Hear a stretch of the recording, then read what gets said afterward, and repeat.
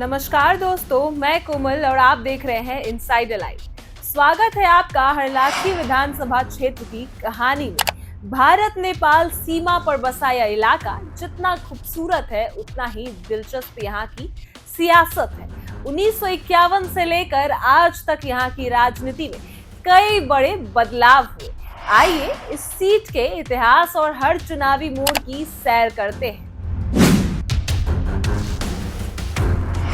हरलाखी विधानसभा मधुबन जिले का अहम हिस्सा है।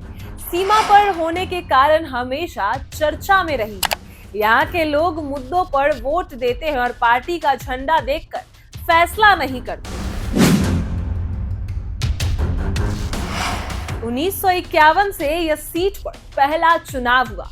कांग्रेस की अनक किशोर देवी ने निर्दलीय राजेंद्र नारायण चौधरी को मात दी। उस दौर में कांग्रेस की पकड़ पूरे बिहार में मजबूत थी और हरलाखी भी इससे अछूत नहीं था। 1962 में तस्वीर बदली। सीपीआई के बद्रीनाथ यादव ने कांग्रेस की राम दुलारी शास्त्री को हराकर लाल झंडा लहराया। 1967 में फिर बैद्यनाथ यादव ने जीत दर्ज की। लगातार 2 बार कम्युनिस्ट पार्टी का दबदबा रहा। 1969 और 1972 में कांग्रेस ने फिर कमबैक किया। मतलब जनता कभी लाल झंडे तो कभी तिरंगे को मौका देती रही। काफी उतार चढ़ाव के बाद 2010 में जदयू ने कब्जा जमाया। वहीं शालिग्राम यादव ने सीपीआई के राम नरेश पांडे को पचकनी दी। यहीं से नीतीश कुमार की पार्टी का असर इस सीट पर देखने लगा। 2015 में एनडीए के हिस्से की राष्ट्रीय लोक समता पार्टी ने यहां जीत दर्ज की। आरएलएसपी के बसंत कुमार ने कांग्रेस के मोहम्मद शब्बीर को हराया। लेकिन किस्मत ने बड़ा खेल खेला। बसंत कुमार का चुनाव के बाद निधन हो गया। वे शपथ भी नहीं ले पाए।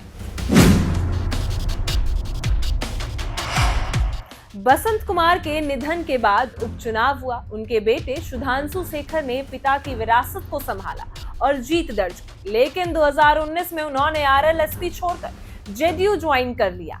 यानी राजनीतिक सफर ने नई दिशा ले ली।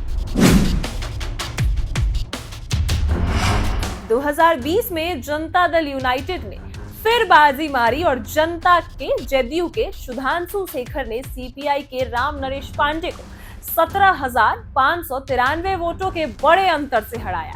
सुधांशु को मिले 60,000 से ज्यादा वोट, जबकि राम नरेश को केवल 42,800 वोट। ये जीत बताती है कि जनता ने जेडीयू पर भरोसा दोहराया। हरलाखी में जातीय समीकरण चुनाव का असली खेल तय करती है। मुस्लिम और यादव वोटर सबसे मजबूत हैं, वहीं ब्राह्मण, कोयरी, पासवान और भूमियार भी निर्णायक भूमिका में है। कोई भी उम्मीदवार तब तक ही जीत नहीं सकता जब तक सभी समुदाय को साथ ना ले ले। कुल मतदाता 2,75,491, पुरुष हैं 1,44,505, वहीं महिलाएं हैं 1,30,979 और अन्य जो बचे वो 7। यानी महिलाओं की भागीदारी यहाँ लगातार बढ़ रही है, जो भविष्य की राजनीति को नई दिशा दे सकती है। कांग्रेस से शुरुआत, सीपीआई का दबदबा, फिर जेडीयू और आरएलएसपी की टक्कर। यह साफ दिखाता है कि राजनीति और हरलाखी की जनता सिर्फ काम को देखती है, जात पात को नहीं। सीमा क्षेत्र होने के वजह से यहाँ सड़क, शिक्षा, स्वास्थ्य और सुरक्षा सबसे बड़े मुद्दे हैं। युवाओं के लिए रोजगार भी बड़ी चुनौती है। जो नेता इन समस्याओं का हल निकालेगा वही जनता का दिल जीतेगा। अब सबकी नजर 2025 के विधानसभा चुनाव पर है।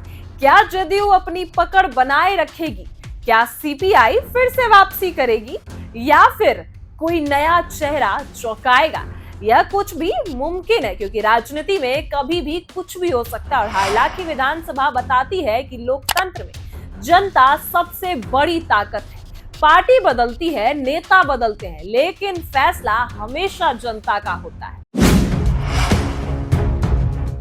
तो दोस्तों, आपने सुनी हरलाखी विधानसभा सीट की कहानी। यह कहानी केवल चुनावी नतीजों की नहीं, बल्कि उस पूरे समाज की है जिससे समय समय पर बिहार की राजनीति को नई दिशा दी। हरलाखी की गलियों में घूमते हुए, गांव की चौपालों पर बैठते हुए और खेत खलिहानों की आवाज सुनते हुए हमने जाना कि यहाँ की राजनीति लोगों की जिंदगी से कितनी गहराई से जुड़ी है।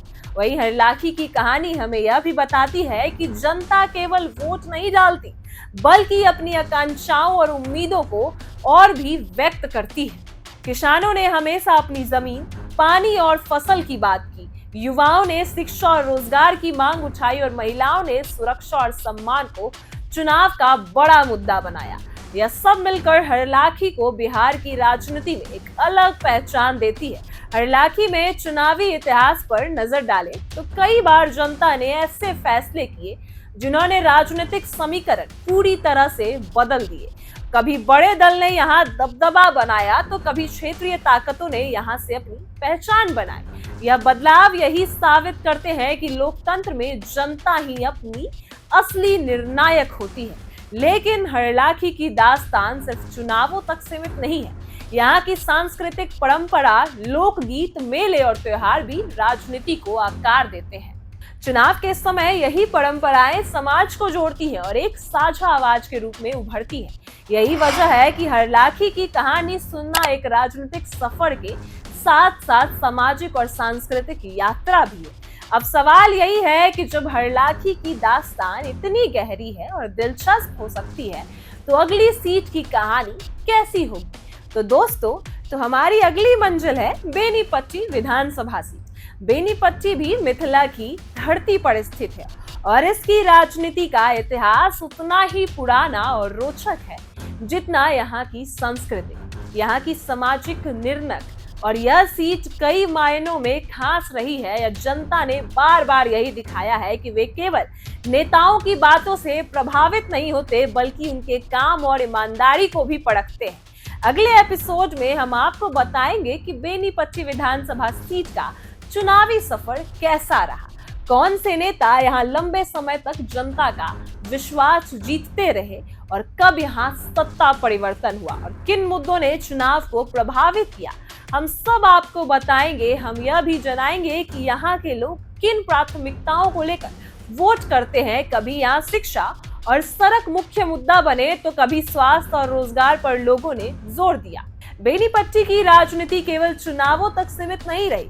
यहाँ की लोक संस्कृति, मिथिला की परंपरा और सामाजिक ताने बाने ने हमेशा चुनावी माहौल को खास रंग दिया है।